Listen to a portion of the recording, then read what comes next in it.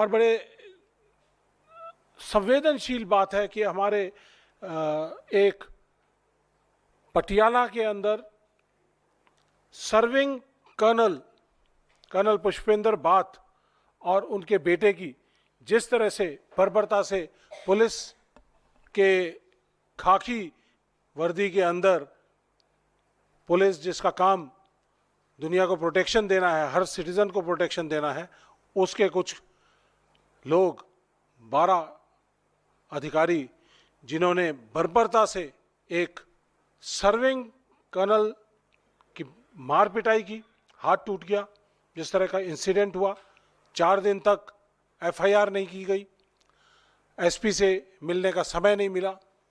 तो ये एक बड़ा ही संवेदनशील विषय है कि पंजाब जैसी जगह जो बॉर्डरिंग स्टेट है और जहां पर हर डिस्ट्रिक्ट के अंदर फौज की एस्टेब्लिशमेंट है, फौज का पुलिस का बड़ा घनिष्ठ संबंध रहता है, बॉर्डरिंग स्टेट होने के नाते साथ ऑपरेशंस करते हैं, और उसके बावजूद ऐसी स्थिति पैदा हो कि लॉ एंड ऑर्डर बिल्कुल पूरी तरह से चरमरा गया है, जिस तरह की आम आदमी पार्टी की सरकार के कुछ कार्यकाल के दौरान हुआ है।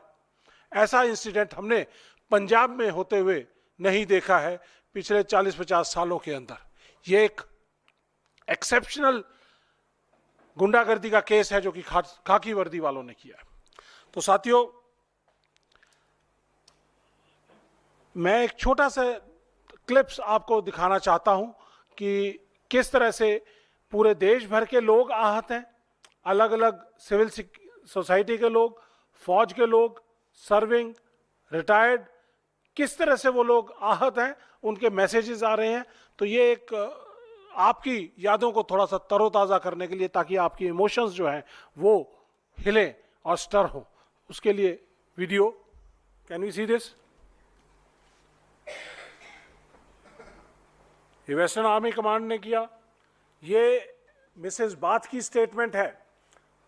4 दिन तक एफआईआर लॉन्च नहीं की। एक ढाबे के ऑनर, जहां पे लड़ाई झगड़ा हुआ, जहां पे मार पिटाई हुई, वहां पर उस ढाबे के ओनर को कहा गया कि एफआईआर आप लॉन्च करिए ताकि उस एफआईआर का कोई औचित्य ना बने। और अननोन लोगों के खिलाफ, पुलिस वाला क्या अननोन हो सकता है? तो अननोन लोगों के खिलाफ एफआईआर। ये कर्नल पुष्पेंद्र बाथ जिनका हाथ तोड़ दिया गया, वीडियो आगे चलिए। ये देखिए, इसके अंदर आप देख सकते हैं किस तरह से इस सीसीटीवी कैमरे के अंदर पुलिस वालों ने गाड़ी के साथ खड़े हुए हैं, किस तरह से जमीन पे कर्नल पुष्पेंद्र बाथ को लेटाया हुआ है और उनको लातों से मार रहे हैं। जब बताया गया कि मैं आर्मी का अफसर हूं, उसके बाद भी लातों से मार रहे हैं। और जाने के समय कहते हैं कि हम एनकाउंटर करके आ रहे हैं, कल कहीं ऐसी खबर ना मिले कि आपका भी एनकाउंटर हो जाए। डराना चाहते हो? फौज के लोगों को डराना चाहते हो? फौजी आदमी जो 140 करोड़ भारतीयों का विश्वास लेकर, उनकी दुआएं लेकर सरहदों के ऊपर लड़ाई लड़ता है, सरहदों की रक्षा करता है, वो सिर्फ संविधान के लिए, तिरंगे की रक्षा करने के लिए वहां पर खड़ा होता है और अपनी जान देने के लिए भी तैयार रहता है। क्या उसको पंजाब पुलिस के ये 10-12 इंस्पेक्टर या जवान ये डरा सकते हैं? ये खाकी के गुंडे, 12 गुंडे, मैं पुलिस वालों के लिए नहीं बोलना चाहूंगा, लेकिन ये जो 12 लोग हैं इनके लिए खास कहना चाहूंगा कि जिस तरह का गुंडागर्दी का मातम, गुंडागर्दी का जिस तरह का हालात उन्होंने वहां पर पैदा किए, उनसे फौज का कोई भी आदमी ना तो डरा है ना डरेगा। हम संविधान के साथ बंधे हुए हैं। हम अपनी जो हमारी फंडामेंटल राइट्स हैं वो कर्ब की गई हैं। हम किसी पॉलिटिकल एरियाज के अंदर नहीं जा सकते हैं, हम अपनी बातों को किसी प्लेटफॉर्म के ऊपर नहीं रख सकते हैं। आर्मी एक्ट, आर्मी रूल्स हमें इजाजत नहीं देते। लेकिन पूरा का पूरा देश, 140 करोड़ लोग और हमारे एक्स सर्विसमैन ऑर्गेनाइजेशंस, वो सब लोग सामने आए, 142 ऑर्गेनाइजेशंस हैं जिन्होंने हमसे कांटेक्ट किया और कहा कि आप ये बात अपने प्लेटफॉर्म से रखिए। मिसेस बात से हमारी बात हुई, उन्होंने कहा कि आज वहां पर मोर्चा है, वहां पर पंजाब में पटियाला में डीसी को ज्ञापन दिया जा रहा है, वहां पर बहुत सारे लोग पूर्व सैनिक लोग इकट्ठे हुए हैं, जवान और किसान। जो पंजाब का किसान है उनमें से भी 70-75% जो है वो फौजी परिवारों से आते हैं, वो लोग भी सहयोग कर रहे हैं। तो साथियों, ये कुछ बातें थी।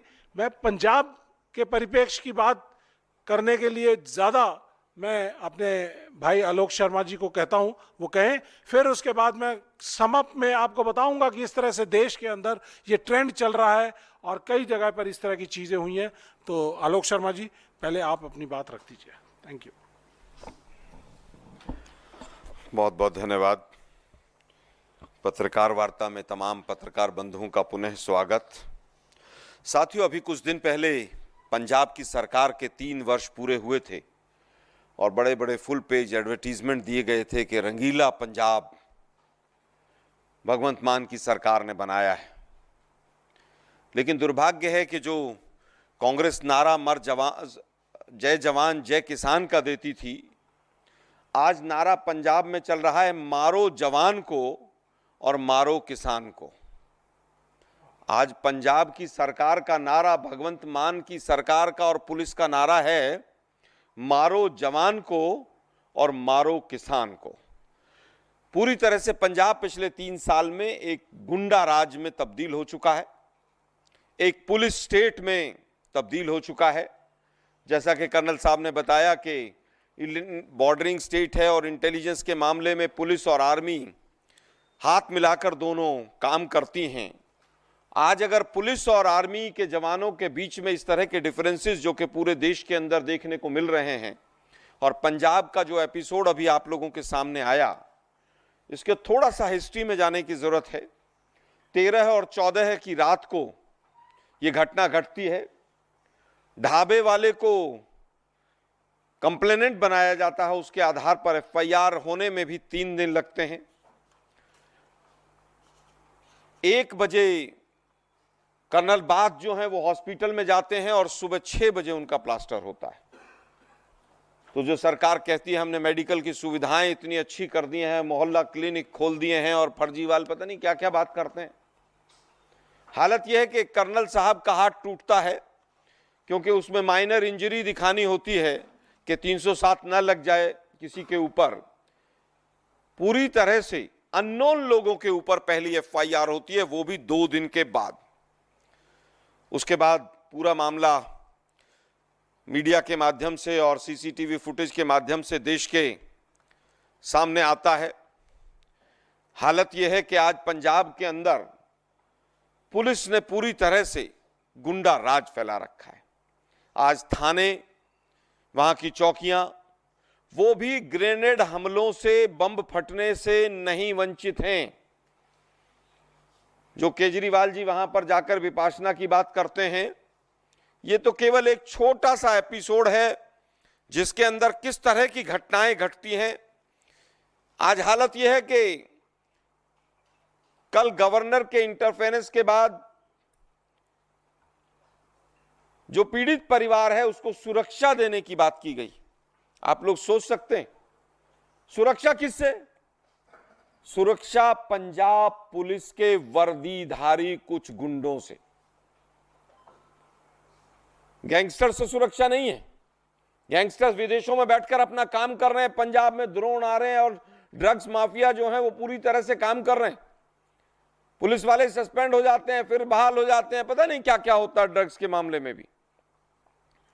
आज हालत यह है कि एक सिपाही, एक फौजी, वो भी अपने आप को सुरक्षित महसूस नहीं कर रहा है।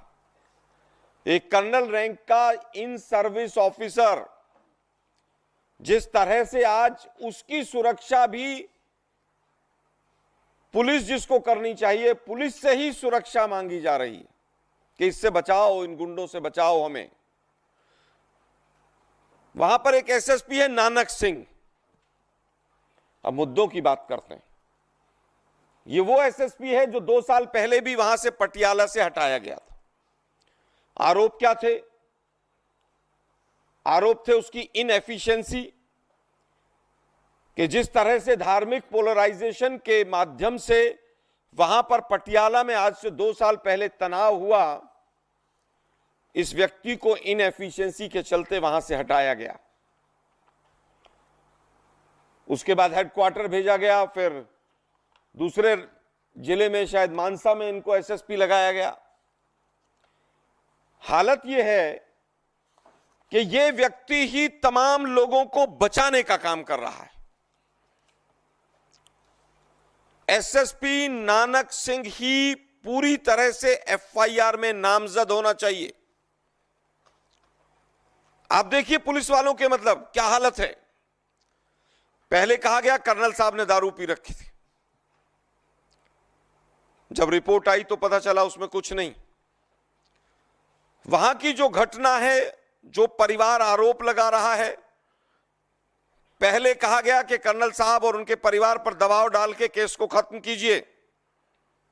फिर कहा गया कि साहब हमें नहीं पता था कि आप पुलिस फौजी हैं, आप आर्मी वाले हैं, मतलब आप आर्मी वाले हैं तो नहीं मारते, सिविलियन होते तो गर्दन उड़ा देते हैं हम आपकी। सोच देखिए पुलिस की कहां जा रही है। 8 दिन बाद फौजी परिवार को पुलिस से सुरक्षा दी जा रही है। कारण उसका पुलिस वाले कह रहे हैं कि हमें भी पटियाला में रहना है, तुम्हें भी पटियाला में रहना है, तुम्हारा तो बेटा भी यहीं रहेगा। बेटा कह रहा है मैं देश छोड़ के जाऊंगा, मैं यहां पर सुरक्षित नहीं। आप सोच सकते हैं कि 2 बाप बेटों को 45 मिनट तक पुलिस के गुंडे पीटते रहे, 45 मिनट तक, और इतनी शराब पी रखी थी उनमें से कुछ ने, थक गए, बैठ गए, फिर थक के उठ के फिर मारने लगे, बेहोश हो गए, वो मारते रहे। वो उनमें से आखिर में एक ने पूछा पंजाबी में, कैसी इन्होंने कूटा क्यों? दूसरे पुलिस वाले से पूछ रहा है कि हमने इसको मारा क्यों इनको? ये हालत लॉ एंड ऑर्डर की है। एक ने कहा कि साहब एनकाउंटर की धमकी दे रहा है कोई पुलिस वाला। ये सब उस परिवार के आरोप हैं। एक पुलिस वाला कह रहा है कि लड़की छेड़ने का केस बना देते हैं इनके ऊपर, फौजी के ऊपर, उसके बेटे के ऊपर, मामला ही खत्म हो जाएगा। पटियाला में ही तो रहना है आपको। कंप्रोमाइज का दबाव कि कंप्रोमाइज कर लो, फिर दबाव के आप मोर्चा ना निकालें, आप किसी तरह का कोई धरना प्रदर्शन कोई चीज ना करें, सबूतों के साथ छेड़छाड़। मेडिकल किसका हुआ? फौजी साहब का, कर्नल साहब का। पुलिस वालों का मेडिकल नहीं होता है। क्यों? क्योंकि पहली एफआईआर 2 दिन के बाद आती है, जब तक तो शराब का नशा निकल गया होगा शरीर से। अगर 2 दिन में एफआईआर हो और कोई व्यक्ति नामजद होगा तो स्वाभाविक है कि वो अल्कोहल आएगी। 2 दिन तक एफआईआर ही मत करो। फिर जब दबाव पड़ा, 7 दिन के बाद दूसरी एफआईआर होती है। आप सोच सकते हैं, पहली एफआईआर में कंप्लेनेंट ढाबे वाला, अब जो एफआईआर कल हुई है, माननीय प्रताप बाजवा जी ने भी इस विषय को विधानसभा में बड़े जोर से कल 0 आवर में उठाया है। दूसरी एफआईआर देखिए क्या कहानी। दूसरी एफआईआर में यह कहा गया है कि कर्नल बात की जो स्टेटमेंट 14 तारीख की रात को दी गई है, उसके आधार पर हम 21 तारीख को एफआईआर कर रहे हैं। मतलब जंगल राज की पराकाष्ठा देखिए आप, कि सर्विंग कर्नल साहब ने जो 14 तारीख को अपनी स्टेटमेंट दी थी, उसके बेस पर हम 21 तारीख को एफआईआर कर रहे हैं। आज हालत यह है कि एसएसपी नानक सिंह वहीं बैठा हुआ है, बार बार झूठ बोल रहा है, गलत स्टेटमेंट दे रहा है। 12 पुलिस वालों को सस्पेंड कर दिया, कल ऐसी रिपोर्ट मीडिया के माध्यम से आ रही। 4 पुलिस वालों के नाम सुनाई दे रहे हैं। अरे भाई 12 पुलिस वाले सस्पेंड किए हैं आपने, जिला बदर किए हैं, तो 12 के 12 का नाम एफआईआर में क्यों नहीं है? पहला सवाल सीधा सीधा। एफआईआर की कॉपी देने में परिवार को दिक्कत। कौन से 12 अधिकारी सस्पेंड हुए उनके नाम हमें भी नहीं पता। आपको अगर मीडिया के साथियों को किसी को पता चले हो तो हमें जरूर उन 12 की लिस्ट दीजिएगा। हमें पता चला है कि 4 इंस्पेक्टर हैं और एक 8 का कॉलम बना के अनआइडेंटिफाइड लोगों का एक कॉलम बना दिया है। पहली एफआईआर होने में 2 दिन, दूसरी एफआईआर होने में 8 दिन। 8 दिन के बाद फौजी को सुरक्षा चाहिए पुलिस वालों से। हालत यह है, फिर एसआईटी का एक नया नौटंकी, एक नया ड्रामा आता है कल कि साहब एसआईटी बना दी हमने। आजकल ये बीजेपी वाले भी बड़ा एसआईटी का खेल करते हैं। यूपी में 100 से ज्यादा बनी, आज तक किसी का क्या हुआ पता ही नहीं चला। एसआईटी में कौन है? 3 पुलिस वाले। पुलिस वाले ही जांच के दायरे में, पुलिस वालों की ही जांच होनी है और पुलिस वाले ही जांच करेंगे। इस तरह का एक केस 92 में भी हुआ था, जब पटियाला में कैंटोनमेंट है तो वहां के ब्रिगेडियर या वहां के जो भी सीनियर मोस्ट अधिकारी हैं उनमें से किसी से संपर्क नहीं साधा गया, कोई जुडिशियल आदमी उसमें नहीं रखा गया। मीडिया में कहा गया कि जुडिशियल इंक्वायरी हमने ऑर्डर कर दी है। किसको जिम्मेदारी सौंपी, किस लेवल का अधिकारी है, कौन जज है, कौन जस्टिस है, कौन रिटायर्ड है, सर्विस वाला है, पूरे देश को कुछ नहीं पता है। आज हालत यह है कि पुलिस वाले ही पुलिस वालों की जांच कर रहे हैं। पूरा पंजाब ड्रग और पुलिस माफियाओं के तहत अपने आप को डरा और सहमा महसूस कर रहा है। ये तो फौजी वाला एक मैटर हमारे सामने आया, जिसको पूरे मीडिया के साथियों का भी धन्यवाद देंगे कि सबने हमारा साथ देकर इस चीज को उठाया। आप सोचिए व्यापारियों का क्या हाल होगा वहां पर। किस तरह की थ्रेटनिंग कॉल्स, फिरौती, रंगदारी, क्या क्या चल रहा है। इस आम आदमी पार्टी ने पंजाब का बेड़ा गर्क कर दिया। जब पुलिस ही धमकी देने लग जाए, पुलिस ही एनकाउंटर की बात करने लग जाए, जब पुलिस ही झूठे केस की बात करने लग जाए, तो सोचिए कि कितनी छूट प्रशासन ने पुलिस वालों को दे रखी होगी।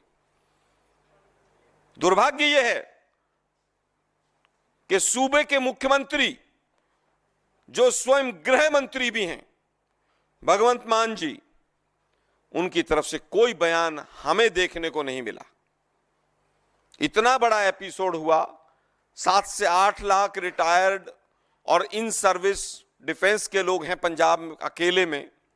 पूरे देश में तो इस तादाद बहुत ज्यादा है, लेकिन क्या मुख्यमंत्री को तमाम फौजियों से माफी नहीं मांगनी चाहिए?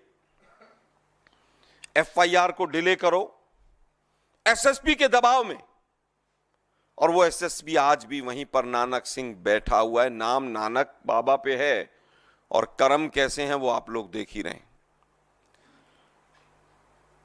कर्नल साहब डिटेल में और भी चीजें बताएंगे। कांग्रेस पार्टी की तरफ से 3-4 सीधी सीधी डिमांड हैं। सबसे पहले तो आज जितने भी मोर्चे पंजाब में लग रहे हैं उन सबको कांग्रेस पार्टी अपना समर्थन देती है, और हमारे एक्स सर्विसमैन सेल के तमाम लोग उन तमाम धरनों में, प्रदर्शनों में शामिल हो रहे हैं। हम भारतीय फौज के साथ पूरी तरह से वहां पर हम खड़े हुए हैं। जो हमारी डिमांड है, सबसे पहली है कि रिटायर्ड जज कोई भी हाई कोर्ट के हों, उनके तहत जुडिशियल इंक्वायरी होनी चाहिए, टाइम बाउंड। ये नहीं कि जिस तरह से अभी तक पिछला 1 हफ्ते में देखने को मिला है, केस का कचूंबर तो पुलिस वालों ने निकाल दिया। अभी तक जांच भी पुलिस वाले कर रहे हैं, सबूतों के साथ छेड़छाड़ भी है, 2 एफआईआर हैं, एफआईआर की धाराएं चौंकाने वाली हैं, नामजद लोगों में 8 लोगों के नाम नहीं है। तो अभी तक केस का जितना मलियामेट पुलिस कर सकती थी वो कर चुकी है। रिटायर्ड जज के तत्वाधान में और उसमें आर्मी के कोई भी सीनियर आदमी जरूर हो ताकि दूध का दूध और पानी का पानी हो सके। एसएसपी नानक सिंह का नाम एफआईआर में होना चाहिए। एसएसपी नानक सिंह की वजह से ही तमाम जो गड़बड़ें हुई हैं, प्रथम दृष्टया प्रतीत होता है कि वही सबको बचा रहा है। उसी के चेले गुर्गे हैं ये इंस्पेक्टर और जो पुलिस वाले हैं। और सुनने में आया भगवंत मान से एसएसपी नानक सिंह की काफी नजदीकियां हैं। हम सीधा सीधा आरोप लगा रहे हैं कि इस पूरे घटनाक्रम के लिए भगवंत मान सरकार और भगवंत मान स्वयं पूरी तरह से दोषी हैं। एसएसपी नानक सिंह के ऊपर एफआईआर हो, सस्पेंड हो, केस चले और टाइम बाउंड इंक्वायरी होकर इसमें दूध का दूध और पानी का पानी हो। भारतीय फौज हमारी रक्षा करती है और यह हमारा मीडिया के साथियों से भी निवेदन है कि इस मुद्दे को गंभीरता को देखते हुए इसको ज़्यादा से ज़्यादा तवज्जो दी जाए ताकि बाकी आने वाले समय में भी कोई इस तरह की घटना ना घटे। मैं निवेदन करूंगा कर्नल रोहित चौधरी जी से कि वो आगे अपने वक्तव्य को रखें।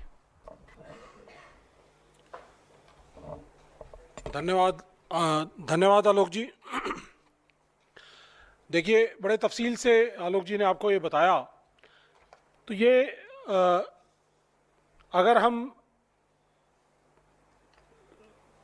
इसको लीगल तरीके से अगर देखते हैं इस केस को, इसमें दो बड़े अहम मुद्दे हैं। एक तो मिसकंडक्ट और एक है criminal act. Misconduct by police serving persons on serving military persons.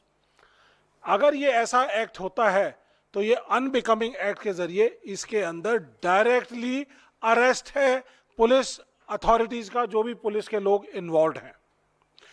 और उसके बाद जो क्रिमिनल एक्ट है, जो ये धाराएं हैं, इन धाराओं के अंदर, इस क्रिमिनल एक्ट के अंदर जो धाराएं हैं, उसके तहत इमीडिएट अरेस्ट बनता है सभी 12 पुलिस के अधिकारियों का। अगर किसी की लड़ाई होती है तो पुलिस वाले सबसे पहले कंप्लेंट के ऊपर नामजद करके अरेस्ट करते हैं। पुलिस वालों ने अभी तक 13-14 की रात से आज 22 तारीख हो गई है, 9 दिन बीत गए हैं। कौन से 12 लोग हैं उनको सिर्फ सस्पेंड किया गया है और उन लोगों को अभी तक अरेस्ट नहीं किया गया है। हम डिमांड करते हैं कि तुरंत प्रभाव से उन 12 के 12 अधिकारियों को अरेस्ट किया जाए और उनको ट्रायल पे लेके जाया जाए। दूसरी चीज हम कहते हैं कि उन लोगों को तुरंत प्रभाव से डिसमिस किया जाए। बर्डन ऑफ प्रूफ उन अधिकारियों के ऊपर होना चाहिए।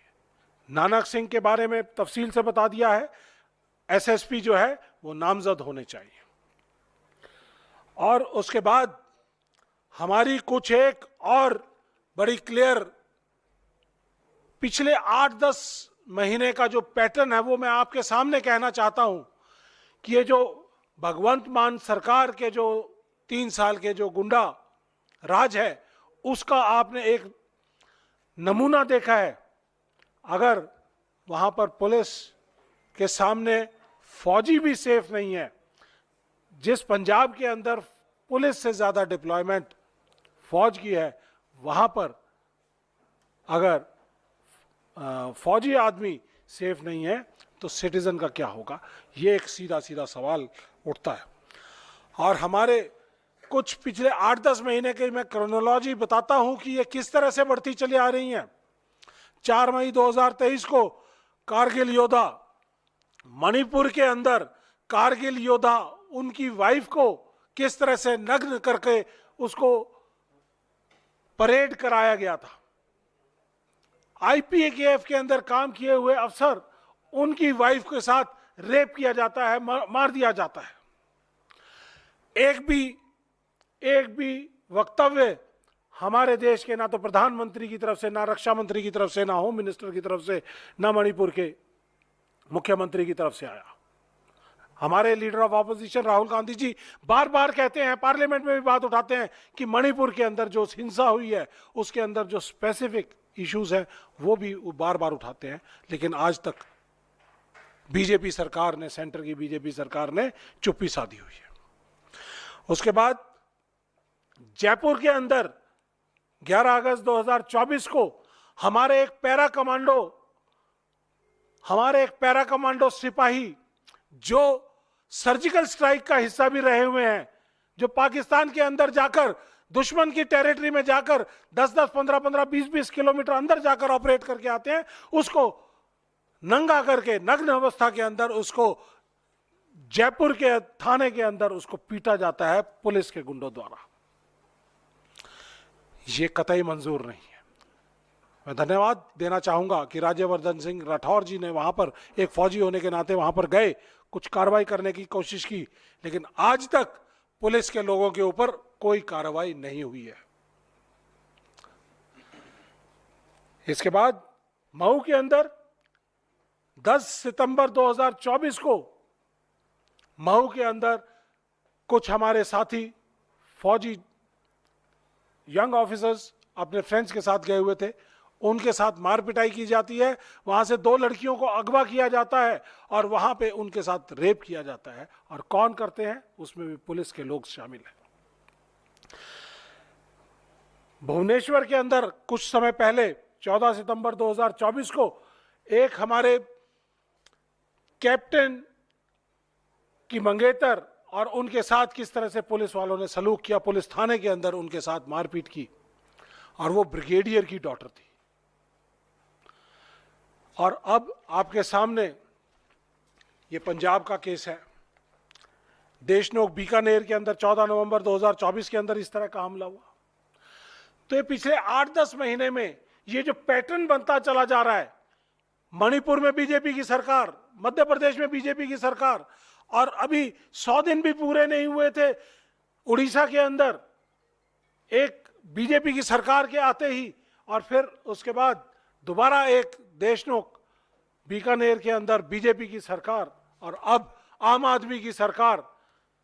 पटियाला में जिस तरह से सर्विंग लोगों के साथ बिहेव किया जा रहा है, जिस तरह से बर्बरता की जा रही है, वो कतई मंजूर नहीं है। तो इसलिए हम बिल्कुल सीधे सीधे सवाल करना चाहते हैं, सीधे सीधे सवाल करना चाहते हैं कि जो बीजेपी की सरकारें हैं, राष्ट्रवाद का नाम लेते हैं, देश की सेना के नाम पर वोट बटोरते हैं, कभी सर्जिकल स्ट्राइक के नाम पर वोट बटोरते हैं, कभी बालाकोट के नाम पे वोट बटोरते हैं, लेकिन जब प्रोटेक्शन देने की बात आती है इन्हीं सर्विंग ऑफिसर्स को, जवानों को, वेटरन्स को, उनके परिवारों को, तो वहां पर बीजेपी कहीं पे भी सामने दिखाई नहीं देती है। चाहे वो मध्य प्रदेश हो, चाहे वो मणिपुर हो, चाहे वो राजस्थान हो। और ये जो आम आदमी पार्टी वाले अपने दफ्तरों के अंदर भगत सिंह जी की फोटो लगाते हैं, ये भगत सिंह जी का प्रदेश है जिसके अंदर हमारे फौज के लोगों के साथ काम किया, जिस तरह का बर्ताव किया जा रहा है। और साथियों, अभी जब हम यहाँ पे प्रेस कॉन्फ्रेंस कर रहे हैं, लाइव प्रोटेस्ट चल रहा है। 142 पूर्व सैनिक ऑर्गेनाइजेशंस ने कॉल दी थी आज पटियाला के डीसी के पास मोर्चा लगाने की, कि हमारी बात सही तरीके से सुनी जाए और भगवंत मान जी मुख्यमंत्री तक बात पहुंचे, ताकि ये जो नानक सिंह जी और उनके गुंडे हैं उनको तुरंत प्रभाव से अरेस्ट किया जाए और डिसमिस किया जाए। तो ये वहां पर मिसेस बात भी हैं, हमारे एक्स सर्विसमैन ऑर्गेनाइजेशन के, हमारे एक्स सर्विसमैन डिपार्टमेंट के लोग वहां पर हैं, और कोई वीडियो कॉल, ये देखिए, ये प्रोटेस्ट का, वहां पर जो प्रोटेस्ट चल रहा है पटियाला का, उसका हम आपको लाइव वीडियो अभी आपको दिखा रहे हैं। तो लड़ाई नहीं छूटेगी। एक ही चीज हम लोगों को आती है, हम अपने देश के लोगों की मान मर्यादा को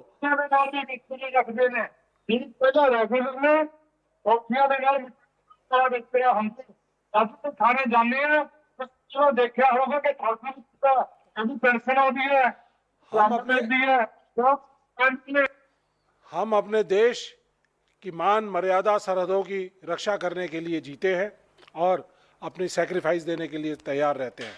लेकिन जब बात हमारे मान और सम्मान के ऊपर, खुद के ऊपर खिलवाड़ होगा, तो उसका जवाब भी अच्छी तरह से दिया जाएगा। जो डेमोक्रेटिक तरीके से जो चीज़ पॉसिबल है वो हम कर रहे हैं। और अब अगले कुछ दिनों का हमारा कुछ एक्शन प्लान भी है, कुछ हमारी डिमांड्स भी हैं। हमारी डिमांड तो पहली तो ये है inspector Harjinder Singh, inspector Harry Boparai, inspector Ronnie Singh और 10 इनके साथ के जो 9 और जवान हैं या 9 और लोग हैं उनको डिसमिस करके, समरीली डिस्पोज ऑफ करके उनके खिलाफ केस किया जाए, अरेस्ट किया जाए, सीबीआई की इंक्वायरी की जाए, सीबीआई को केस दिया जाए। और ये जो एसआईटी बनी हुई है, इस एसआईटी के अंदर एक एडीजी रैंक के ऑफिसर को लगाया गया है, एक एसपी रैंक के और एक डीएसपी रैंक के ऑफिसर को लगाया गया है। लेकिन ये पुलिस वाले ही वही मुंसिफ हैं, वही कातिल हैं, वही जज हैं, ऐसा नहीं होगा। वहां पर हमारे मिलिट्री पुलिस के या जो फौज के सीनियर अधिकारी को भी उसका साथ उसके अंदर मेंबर बनाया जाए। ये हमारी डिमांड है पंजाब सरकार से। रक्षा मंत्री और होम मिनिस्टर से हमारी डिमांड है कि वो तुरंत प्रभाव से सभी स्टेट्स और यूनियन टेरिटरी के अंदर हिदायत दें कि कोई भी सिटीजन वहां पर अनसेफ ना हो और स्पेशल प्रोविजन दिया जाए ताकि जो हमारे सैनिक सर्विंग, रिटायर्ड या उनके परिवार हैं उनको प्रॉपर सुरक्षा दी जाए और उनके साथ कोई गलत व्यवहार ना किया जाए पुलिस के गुंडों द्वारा। चीफ ऑफ आर्मी स्टाफ से हम सीधे सीधे यहां से डिमांड करना चाहते हैं कि आप commander in chief president of India के पास जाइए और बताइए कि जिस तरह से तब सिलसिलेवार घटनाएं फौज के लोगों के खिलाफ हो रही हैं उसको तुरंत प्रभाव से रोका जाए, क्योंकि इससे हमारे सैनिकों का मनोबल गिरता है और हम सेना के मनोबल को गिरने नहीं देना चाहते। इसके बाद हम प्रधानमंत्री जी और प्रेसिडेंट ऑफ इंडिया से कहना चाहते हैं, अपनी डिमांड रखना चाहते हैं कि बहुत पुरानी हमारी एक डिमांड है कि तुरंत प्रभाव से एक एक्स सर्विसमैन कमीशन को सेंटर में और स्टेट में लागू किया जाए ताकि ऐसी एट्रोसिटीज को, ऐसी चीजों को तुरंत प्रभाव से एड्रेस किया जाए जिनके पास उनकी जुडिशियल पावर भी दी जाए, जैसे कि एससी कमीशन, महिलाओं के जो विमेन कमीशन है उस तरह की तर्ज के ऊपर। इसके साथ साथ एक ऑर्डिनेंस लाया जाए ताकि कोवेनेंट एक्ट जो कि यूएस में, कनाडा में, ऑस्ट्रेलिया में, ब्रिटेन में लागू किया हुआ है, जिसमें सैनिकों और पूर्व सैनिकों को और उनके परिवारों को एक स्टेट प्रोटेक्शन दी जाती है और उस प्रोटेक्शन के जरिए कोई भी स्टेट की एजेंसी उनके साथ गलत या दुर्व्यवहार ना कर सके। ऐसा एक ऑर्डिनेंस लाया जाए, बिल लाया जाए, एक कानून बनाया जाए कि कानूनी तौर पे उनको लीगल प्रोटेक्शन दी जाए। ये हम अपने देश की सेंट्रल गवर्नमेंट से डिमांड करते हैं। बहुत बहुत धन्यवाद साथियों, आपने हमारी बात सुनी। बहुत बहुत धन्यवाद। इस मुद्दे पर कोई भी प्रश्न है सादर आमंत्रित हैं। हाँ जरूर सर, जरूर सर। हमें बहुत खुशी है कि पंजाब के इंचार्ज आलोक शर्मा जी भी हमारे साथ हैं और जो इन्होंने बातें कहीं या कर्नल रोहित सिंह ने बोली, मेरे ख्याल से अब इसके अलावा कोई विषय बचा नहीं है। सिर्फ मैं 3 बातें जोड़ना चाहता हूं। जो आलोक शर्मा जी ने बोला कि मर किसान मर जवान, ऐसा मत होने दो। हर नागरिक यहाँ पे बैठे हुए, आपकी भी जिम्मेवारी बनती है, खड़े हो जाओ। क्या हुआ अगर आप मीडिया के हो, बात उठाओ, देश टूट जाएगा। मैं पंजाब में भी रहा हूँ, कश्मीर में भी रहा हूँ, हर जगह रहा हूँ। देश टूट जाएगा। मेरे पिता भगत सिंह के पार्टी के 20 साल उनको अंग्रेजों ने या तो जेल में रखा या वो नीचे अंडरग्राउंड रहे हैं। उनका बेटा होने के नाते मैं इस चीज़ को बिल्कुल भी एक्सेप्ट नहीं कर सकता हूँ, चाहे मुझे कुछ भी कर दें ये लोग। मुझे कई बार धमकियाँ मिली हैं, देते रहो धमकी। मैं आज भी गेहूं और धान बोता हूँ और साथ में एक फौजी भी हूँ। मेरे पिता चाहते तो वो कांग्रेस में थे, वो भी हमें कहीं से नौकरी दिलवा देते, लेकिन उनका ये कहना था कि हमने देश के लिए लड़ा और तुम देश की रक्षा के लिए लड़ो। मत करो। पंजाब बहुत ही सेंसिटिव स्टेट है, वहाँ पर बगल में ही पाकिस्तान बॉर्डर है, वहाँ पे चिट्टा बिक रहे हैं। चिट्टे आप समझते हो, चिट्टे के साथ इस तरह का धंधा देश को तोड़ देगा, इस प्रदेश को तोड़ देगा। जो मांग करनी थी हमारे सचिव जी कर चुके हैं कांग्रेस की तरफ से, और भगवंत मान सिंह जी को इनसे कब त्यागपत्र लिया जाएगा वो ये लोग तय करेंगे। मत करो, चिट्टे की धंधा बंद करो, फौजियों को मारना बंद करो। स्वतंत्रता संग्राम सेनानी HSRA, Hindustan socialist republican army, Bhagat Singh की पार्टी में हमारे परिवार के सदस्य रहे हैं। मत करो इस चीज को, देश मत टूटने दो, संभाल लो। मैं अपनी बात को यहीं समाप्त करता हूं। धन्यवाद। जी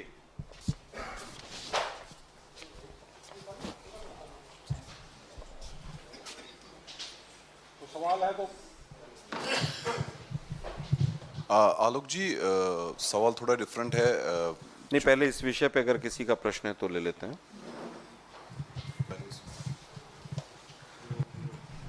वैसे तो तमाम प्रश्न क्लियर है, वैसे फिर भी अब ओपन है अगर किसी का कोई भी प्रश्न है। सर, आपके जो आरोप आ रहे हैं वो अभी जो इलेक्शंस होने वाले हैं पंजाब में नेक्स्ट ईयर, तो तब आ रहे हैं। लेकिन एक जो कांग्रेस में जो पिछले दिनों मीटिंग में भी हुआ, एक फैक्शनलिज्म हुआ है स्टेट में जो कि उभर कर आया मीटिंग से आपकी, तो ऐसे में आपका जो पार्टी है उसको मतलब स्ट्रांग रखना है, जो आप इश्यूज उठा रहे हैं, तो क्या सहमति बनी हुई है इन चीज़ों पे? मुझे लगता है कि ये घटना क्या चुनाव देखकर हुई है? क्या पुलिस वालों ने चुनाव देखकर पीटा है क्या उनको? नहीं, आपने कहा कि चुनाव देखकर आप आरोप लगा रहे हैं। अरे घटना घटी तो आरोप लगा रहे हैं भाई। चुनाव कहां से बीच में आ गया? कौन सा चुनाव है अभी वहां? अभी तो वो डिक्लेयर भी नहीं। अरे भाई, इलेक्शन डिक्लेयर ही नहीं हुआ अभी तो, वहां एक बाई इलेक्शन होना छोटा सा। कैसा सवाल पूछ रहे हैं यार आप? जी,